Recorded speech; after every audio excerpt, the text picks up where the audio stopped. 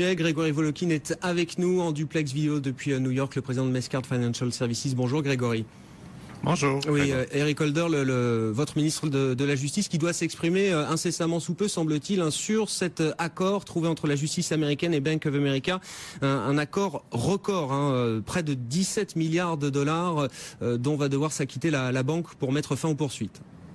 Oui, mais là, on n'a pas besoin de l'attendre puisque ça a été confirmé maintenant il y a une minute par la banque elle-même. Donc 16 milliards,65 de pénalités à payer par Bank of America, à peu près la moitié en cash, et ce cash va directement dans les caisses de l'État américain, et l'autre moitié pour soi-disant dédommager les personnes lésées. Donc, comment ça se passe? L'argent va aller directement vers les États les plus concernés, que ce soit la Californie, le Nevada, l'Arizona, l'État de New York. Et c'est les attorneys généraux de chacun de ces États qui vont pouvoir décider quoi faire de cet argent. Ça peut être des programmes d'aide au logement, ça peut être des dédommagements pour des fonds de pension qui ont été lésés justement par ces crédits immobiliers défectueux.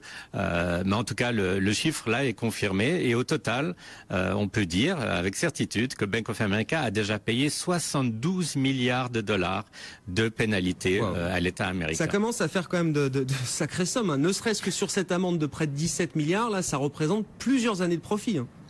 Ça représente 3 ans de profit. Et c'est évident que pour le CEO Moynihan de Bank of America, il peut se poser, et il le fait, la question, mais pourquoi être pénalisé maintenant, puisque nous avons racheté, enfin Bank of America a racheté Merrill Lynch et Countrywide sur la demande du gouvernement américain au moment où toutes les banques explosaient aux États-Unis. Donc elle a collaboré en fait à sauver un peu le système, et maintenant continuer à leur faire payer, disons, ces activités. Évidemment qu'il y a eu des fautes de la part de Bank of America, mais entre payer et l'acharnement, il y a peut-être une ligne qui risque d'être franchie avec cette somme.